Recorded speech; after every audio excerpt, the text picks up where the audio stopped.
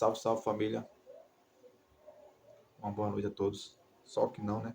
Infelizmente o Vasco não ganhou hoje. Precisava ganhar, né? Urgentemente, já que perdeu para o Inter. E precisava somar ponto hoje. Porque se ganhasse hoje, empurraria o Goiás mais para baixo, né? E com o resultado, né, que deu 1-1 para o Santos, talvez ficaria na zona de rebaixamento. Ou não. Mas antes disso, gostaria de pedir a vocês, quem não for inscrito no canal, se inscreve, que compartilha com os amigos, com a família, dá o gostei nos vídeos e comenta também nos vídeos, beleza? Vamos falar sobre o jogo, sobre a expectativa, né, do Vasco em geral. Bom, o jogo em si, eu acho que o seu primeiro tempo foi horrível, decepcionante. Eu acho que não tinha necessidade do Vasco ter jogado com uma forma tão defensiva como jogou, porque no vídeo anterior eu falei, eu concordo de ser um sistema com 3 zagueiros e não com 4 zagueiros. O Vasco estava jogando uma linha, com 2 linhas de 4. Estava jogando no famoso 4-4-1. Sendo que, como é que você tem 2 linhas de 4, com 4 zagueiros e leva sufoco ainda? Porque teve um momento que o Vasco levou sufoco do Goiás. O Goiás estava chegando muito fácil, porque os caras estavam marcando muito mal. Você com 4 zagueiros ainda marca mal, está mal explicado. Então, se o Vasco tivesse vindo, no mínimo, assim, poderia ter vindo com o mesmo time. Menos, eu acho que tem jogadores que você poderia usar como cheque mate para o segundo tempo. Vamos supor, sacar o Paê para o segundo tempo, o Peck para o segundo tempo, para dar mais velocidade, mais criação. Eu concordo, porque você vai cansar primeiro tempo o adversário, para no segundo tempo tu jogar a correria, que os caras vai estar cansados. Aí eu concordo. Mas jogar da forma que jogou, se recuando totalmente, e aí ficou feio, porque o Goiás não jogou para frente, também estava jogando recuado, porque o Goiás não passava do meio. Só que o Vasco se recuou tanto que acabou, em certo momento, o Goiás sentindo a vontade de atacar e vendo as falhas que tinha e tendo oportunidades. E aí, se a gente sabia que se o Vasco tivesse da forma que, com a formação anterior, só que sacado alguns jogadores para usar no segundo tempo, o Vasco teria, no mínimo, saído com o primeiro tempo ganhando.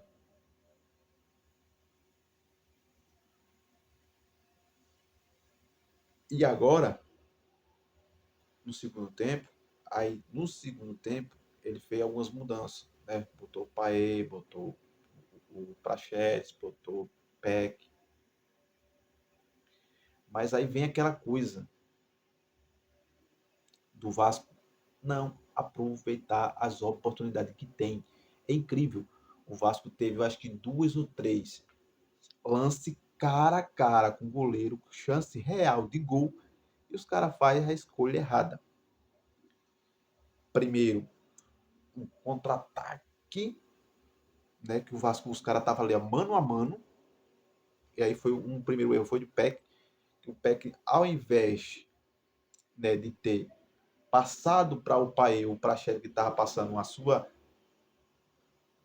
esquerda, ele optou em dar muito, ainda com muita força para o Verrete, que mal conseguiu chegar na bola. Uma chance clara, jogada no lixo. Porque se ele tivesse tocado no Paê naquele momento que estava passando sozinho, o Paê ia finalizar, sairia o gol. Poderia ser que não, mas era a chance mais real e a melhor escolha que tinha. Era o Paê que estava passando sozinho. Ele escolheu errado. Tocou pro Verrete, marcado. E aí teve outro lance, outro contra-ataque, que aí quem errou foi o Praxedes. Praxedes, ao invés de tocar para o outro lado, novamente escolheu tocar para o Verratti, novamente marcado. E aí, outra oportunidade perdida, pois parece que quem estava passando na outra ponta era o Peck. E aí, são lances assim que o Vasco tem a chance de fazer o gol, tem a chance de matar o jogo e não faz. E quando é o adversário que tem uma chance, ele vai lá e faz. Eles vão lá e faz. É simples. É simples. Aí a maioria de nós torcedores, fala, o elenco é ruim. Não, isso demonstra que o elenco não é ruim. As escolhas dos jogadores que são péssimas. Porque se está tendo oportunidade, se está tendo chance, se está tendo chance perdida, é porque está sendo criada. O que está sendo errado é as escolhas. As escolhas de alguns jogadores estão sendo totalmente erradas. Ou o jogador, quando chega próximo da área, ou arrasta demais até perder a bola, ou quando tem um cara livre para você tocar ele, fazer o gol e ter a oportunidade de fazer o gol, você não toca para ele, você troca para um cara que está marcado. Então, são esse tipo de escolhas. Não são que os jogadores são ruins. É as escolhas que são erradas e péssimas. O PEC, poxa, fica até complicado de criticar o PEC. O PEC é um jogador tão comportado taticamente, guerreiro, que corre, que luta, beleza. Mas tem oportunidades que o PEC erra e peca demais em questão desse tipo de jogada, de escolha. Quando tem um passe, um toque mais fácil, de um companheiro que está livre, ele escolhe a jogada errada. Ou ele prende demais, ou ele toca para o jogador que está marcado, e não para o que está livre, dando a opção de tocar para o companheiro fazer o gol. E o Praxedes está indo nesse mesmo ritmo. O Praxedes, alguns jogos, vem jogando mal, tocando mal, fazendo lançamentos errados, toques errados, às vezes pega a bola, quer fazer firula demais, acaba perdendo. E alguma hora que ele tem a opção de dar o passe para o cara que está livre, ele só dá para o cara que está marcado. Então o Vasco cria muito jogadas e perde muitas jogadas. Porque ele não chega nem a finalizar, porque as escolhas são erradas. Muito erradas as escolhas. E aí são as escolhas dos jogadores. Infelizmente o técnico não tem culpa. Ele bota o jogador para jogar. Se o jogador vai lá e na hora de decide uma jogada errada, infelizmente aí é o jogador, né? Que tá com a cabeça em outro mundo. Eu sei que tem algumas escolhas erradas, como do primeiro tempo. Realmente o Ramon errou nesse termo de ter escalado o time da forma que escalou do primeiro tempo. Se ele tivesse escalado o time que jogou no segundo tempo no primeiro, o resultado teria sido outro. Mas um jogador que eu assim odiei, e é nítido, e mesmo assim ele continuou no segundo tempo, foi o Robson Bobu. Cara, que jogador ruim. O cara errou todas. Teve lance que o cara tava com a bola dominada, cara. E ele se enrolou com a bola e e o cara pegou a bola dele. Que ele se enrolou. Teve uma jogada que o Léo Jardim defendeu e sobrou para ele dar um chutão para frente. Eu não sei o que foi que aconteceu, que ele se enrolou com a bola, acabou chutando para.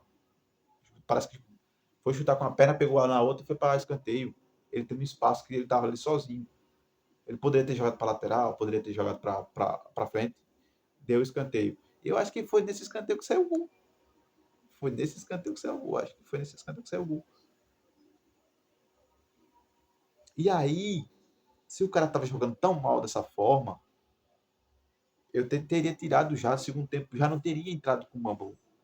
Era o Paulo Henrique.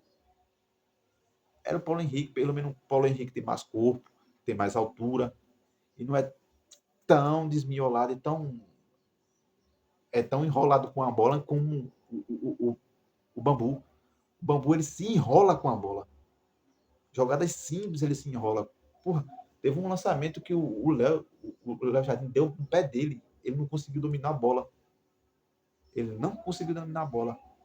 Jogada de profundidade que ele estava como se fosse um lateral, ele cruza errado. Então ele não consegue decidir nada. Ele não consegue defender e nem consegue atacar. Ele defende mal, ele cruza mal, ele toca mal. Parece que quando ele pega na bola, o HD dele trava. Trava. Que é o cérebro, parece que trava. E ele fica.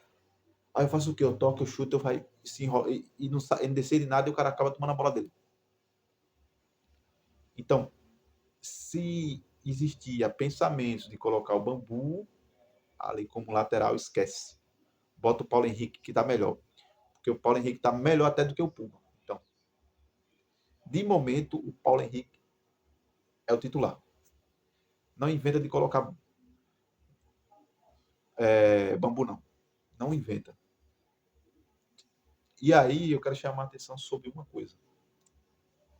São 2 jogos que, estranhamente, os jogadores do Vasco estão sendo expulsos assim. Parece que agora um jogo atrás do outro é expulso.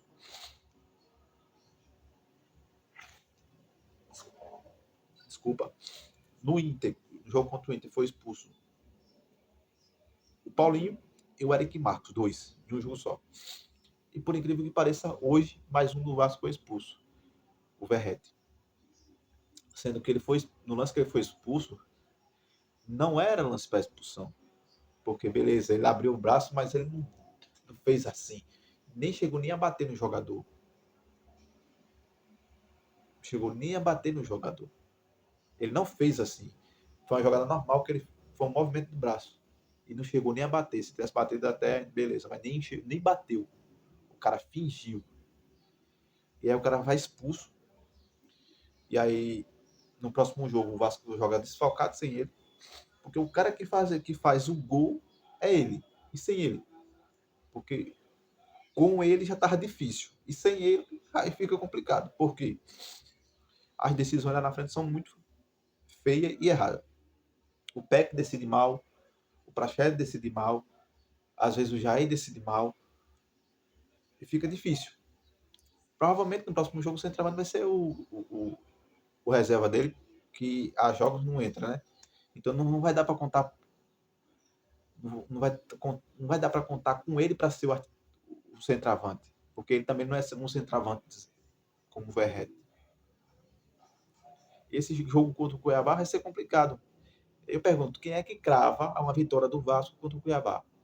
Porque ninguém crava. Ninguém. Principalmente sem um Verret. Sem um Verret agora, pronto.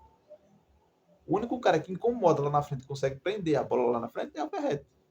Não tem ele, pronto, acabou-se. Acabou. Não tem cara para fazer gol e nem tem cara para prender a bola lá na frente, para dar trabalho à zaga adversária. Não tem. Simplesmente não tem. Entendeu? Não tem.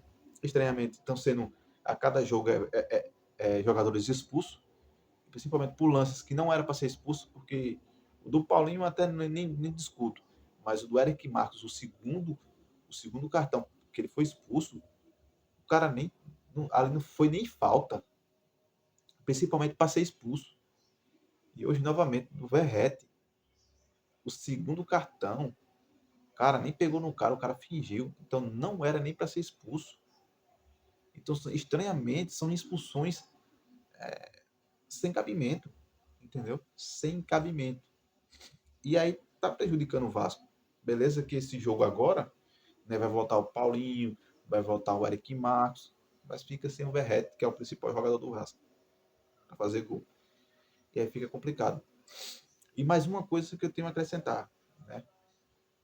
Eu acho assim, todo jogo, quando tem uma rodada que os adversários do Vasco que vem lutando ali para não cair junto com ele, beneficia o Vasco, que o Vasco só depende dele para sair da zona de rebaixamento, o Vasco simplesmente não faz a sua tarefa de casa. Não faz. E aí fica como se fosse aquela coisa. Se depender de si, o Vasco cai. Porque o Vasco está fazendo de tudo para cair. Está fazendo de tudo para cair. Porque se eu dependo só de mim para sair daquela situação e eu não estou fazendo, é porque eu quero cair, poxa. É porque eu quero cair, poxa. Porque olha só os resultados de hoje. O Coritiba, que estava com 20 pontos, ganhou do Internacional fora de casa. O Internacional ganhando em casa, o Coritiba jogando fora de casa, ganhou do Internacional de 4 ou foi de 3-2. Ah, parece que foi de 3-2. Entendeu? Beleza que o Inter estava com um a menos, que foi expulso. Mas o Coritiba ganhou, cara. E o Coritiba é o último colocado com 23 pontos agora, porque ganhou do Inter. O Coritiba também ganhou fora de casa do Atlético Mineiro. E o Vasco não conseguiu ganhar do Inter dentro de casa. E o Coritiba fora de casa consegue ganhar do Inter. Tá conseguindo entender o que eu estou dizendo? Porque parece que tá mais fácil do Coritiba alcançar o Vasco do que o Vasco sair da zona de rebaixamento. Porque o Coritiba está conseguindo fazer pontos que o Vasco não está conseguindo fazer. Porque quando o Vasco depende só de si, de confronto direto que não é contra times fortes, o Vasco peca. Não define a sua jogada, não mata o jogo e leva gol e perde o jogo ou empata. É isso que eu estou falando. Eu até tinha falado no grupo do WhatsApp, eu falei, gente, do jeito que as coisas vai, é arriscado até o Cuiabá ganhar do Botafogo. E por incrível que pareça, eu acabei de acompanhar, o Cuiabá tá ganhando do Botafogo de 1-0. E aí? E tá ganhando do Botafogo, o Botafogo jogando em casa. O Cuiabá tá ganhando do Botafogo jogando em casa. E o Cuiabá vai enfrentar o Vasco jogando em casa. E aí? Não é complicado?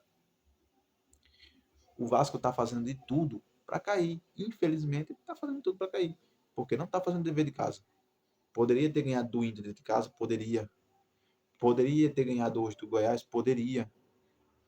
Entendeu? Como teve outros resultados que poderia ter ganho e não ganhou, porque entregou por decisões erradas, falta de competência de matar a jogada, de fazer os gols, assim como o São Paulo poderia ter ganhado do São Paulo, mas não ganhou porque se abdicou de jogar, entendeu?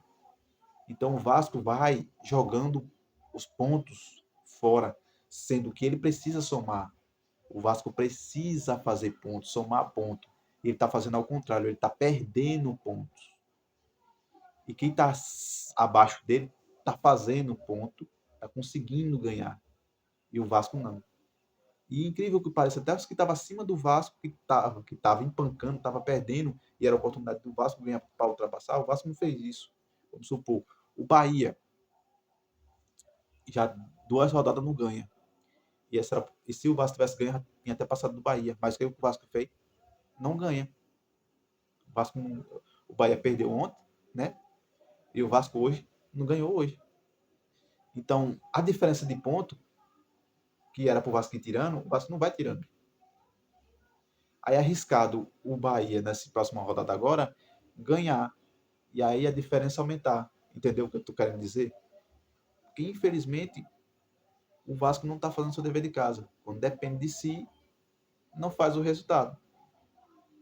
Então, Ramon tem que chegar e puxar a orelha desses caras. Tem que puxar. Meu, o que está acontecendo com vocês? Que todo jogo vocês fazem a jogada errada. Vocês escolhem a jogada errada. Quando tem um passe simples de um companheiro que está passando sozinho, vocês vão, toca para um cara que está marcado. Vocês não estão visando a partida, não. Vocês não estão focados no jogo, não. Acorda para a realidade. Tem que dar uma bronca no cara, rapaz. Tem que botar para descer, porque essa é a hora da verdade. Essa é a hora da verdade. Não pode continuar da forma que está, porque se continuar, já era. Eu acho que depois de hoje, a situação está muito ruim.